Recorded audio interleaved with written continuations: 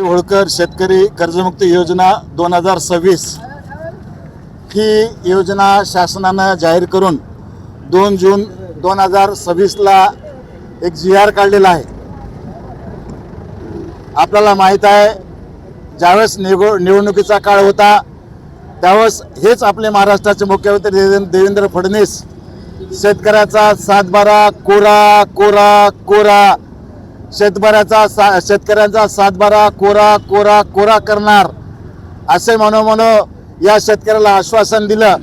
आज सर्व शेतकरी आज धरून होते की महाराष्ट्राच्या मुख्यमंत्र्यांना या भाजप सरकारने आश्वासन दिलं होतं की आमचा पूर्ण 7/12 कोरा करणार आणि आमच्यावर असलेलं पूर्ण कर्ज माफ करणार असं शेतकऱ्याला वाटलं होतं। पण या 2 जूनचा जो शेतकऱ्यांनी शासनाने GR काढला आणि त्या GR मध्ये त्यांनी अशा जाचक अटी टाकल्यात,